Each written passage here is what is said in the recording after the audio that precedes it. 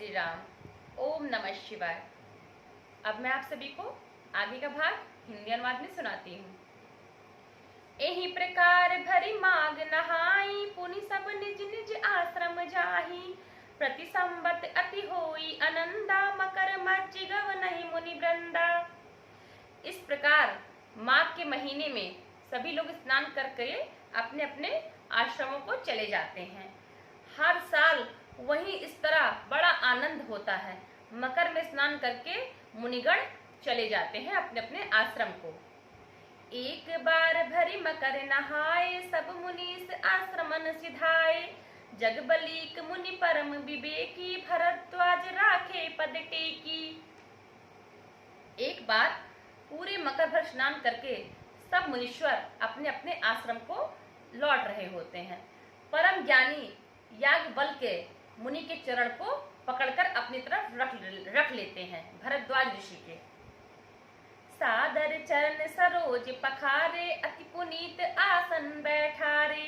करी पूजा मुनि सजुस बखानी, बोले अति पुनीत मृदुबानी।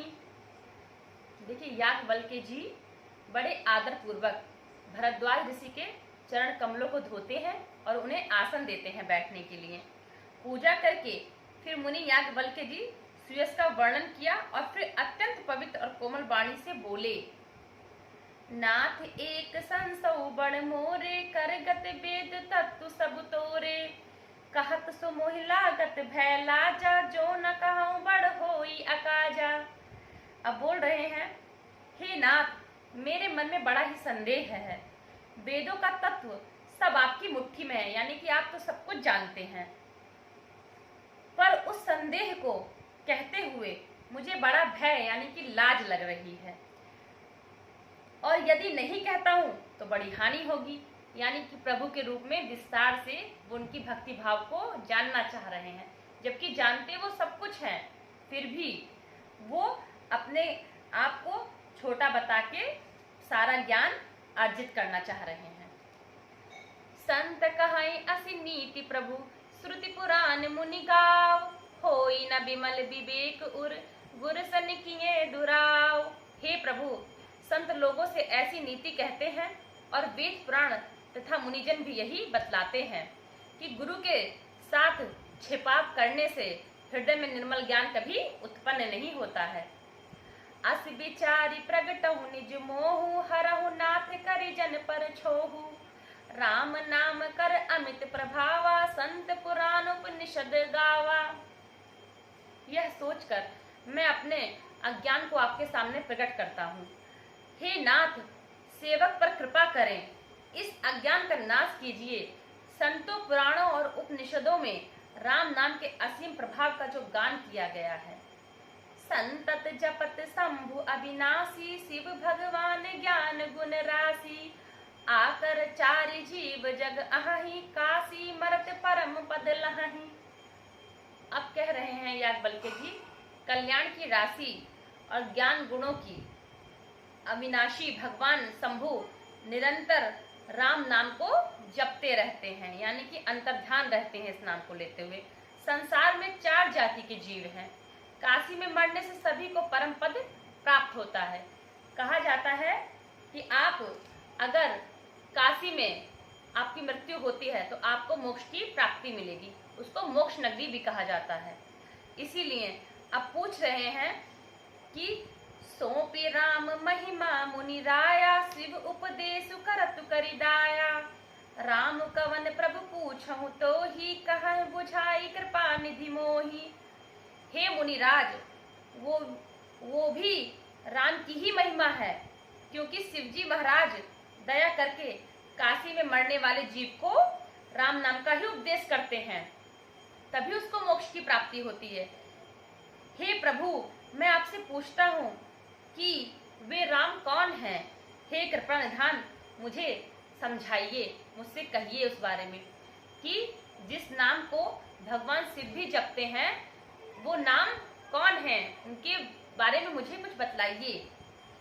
एक राम अवधेश कुमारा, तिन कर चरित विदित संसारा। नारी बिरह दुख लहु अपारा, भयहु रोसुरन रावण मारा। अब कह रहे हैं, एक राम ये भी हैं जो दशरथ के पुत्र यानी कि अवधेश के कुमार हैं, जिनका चरित्र सारा संसार जानता है। उन्होंने स्त्री के विरह में दुख सहते हुए क्रोध में आकर युद्ध में रावण को मार डाला। यानी कि एक राम तो वो हैं जिनको शंकर जी जपते हैं, एक राम जो है दशरथ जी के पुत्र हैं और सीता जी के पति हैं जो क्रोध में आकर पत्नी के विरह में रावण को मार देते हैं। मतलब दो राम हो गए। अब देखिए आगे, प्रभु सोई राम की अपर को जाहि जपत त्रिपुरारी, सत्य धाम सर्वज्ञ तुम कहो विवेक विचारी।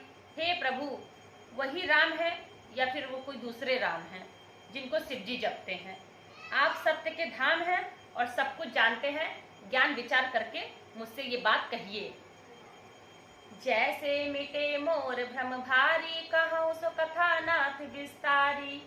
जाग बलिक बोले मुस्काई, तुम ही विदित रघुपति प्रभुताई। अब देखिए याज्ञवल्क्य जी बोले, हे नाथ, जिस प्रकार से मेरा यह भ्रम मिट जाए, आप वही कथा विस्तार पूर्वक मुझसे कहिए। इस पर याज्ञवल्क्य जी मुस्कुराकर बोले, श्री रघुनाथ जी की प्रभुता को तो तुम जानते हो। राम भगत तुम मन क्रम बानी, चतुराई तुम्हारी मैं जानी।